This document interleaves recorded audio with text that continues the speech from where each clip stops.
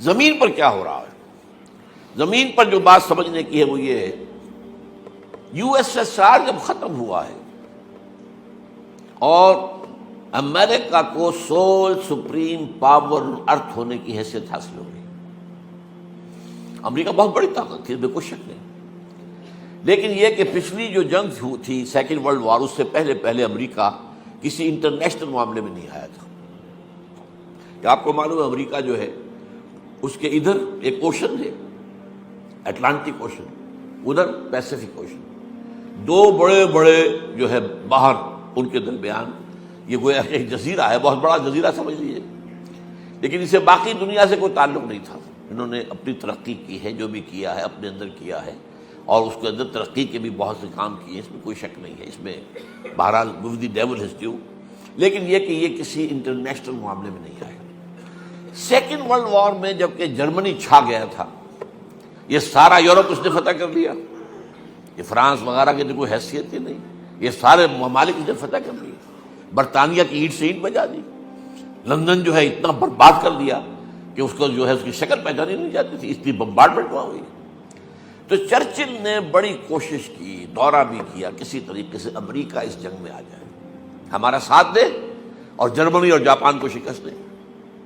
لیکن یہ کہ امریکہ ریلیکٹنٹ تھا۔ اس کے بعد ایک واقعہ ایسا ہوا ہے، اب میں نہیں کہہ سکتا کہ ہو سکتا ہے وہ بھی یہود کی سازش سے ہوا ہو، اور ہو سکتا ہے کہ وہ خود ہو گیا۔ پرل ہاربر ایک بہت بڑی جگہ ہے، یہ جو پیسیفک اوشن ہے، بحر الکاہل،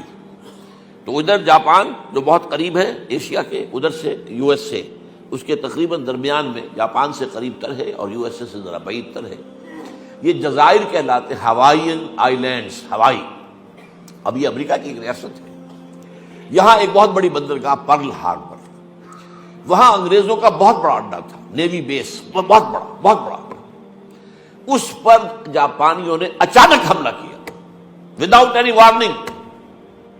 اور ان کے جہاز غرق کر دیے، ان کے بے شمار لوگ ختم ہو گئے، بربادی، تباہی، بہت بڑی تباہی آ گئی۔ اس کے نتیجے میں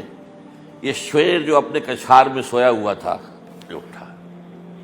اب ظاہر بات ہے کہ اسے میدان میں وہ نکلنا پڑا۔ اس کے بعد پاسا پلٹ گیا، انہوں نے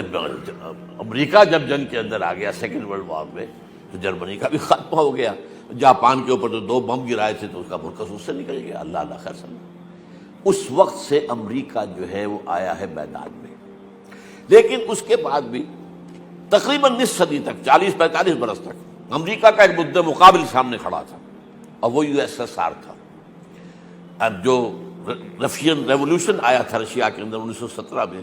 اس کے بعد کمیونزم جس تیزی کے ساتھ بڑھا ہے، پورا مشرقی یورپ کمیونسٹ ہو گیا، چائنا کمیونسٹ ہو گیا، آپ کو معلوم لیٹن امریکہ میں کمیونزم پہنچ گیا، کیوبا وہ ابھی تک کمیونسٹ اسٹیٹ ہے۔ یہ طوفان اس تیزی سے اٹھ رہا تھا کہ امریکہ کو سر توڑ کوشش کرنی پڑی کہ اسے کسی طریقے سے ٹو کنٹین اٹ، اس کا گھیراؤ کریں کس لیے، اسی لیے سینٹو بنی، اسی لیے سیٹو بنی، اسی لیے نیٹو بنی، north Atlantic alliance, central Asian alliance, south East Asian alliance. سینٹو سے پہلے بنی تھی بیڈو، مڈل ایسٹ ڈیفنس آرگنائزیشن، اس کے بعد وہ سینٹو بنا۔ یہ پتہ نہیں کون، بہت سے لوگوں کے لیے یہ سارا گریک ہوگا معاملہ، نوجوانوں کے لیے خاص طور پر کہ یہ تاریخ جو ہے وہ اب ان کے سامنے تو نہیں ہے۔ یہ ساری پالیسی، اور یہ بھی نوٹ کر لیجئے، ایک طرف کمیونزم کا سیلاب آ رہا تھا، دوسری طرف فضا کی تسخیر میں رشیا بازی لے گیا، سائنس میں بازی لے گیا۔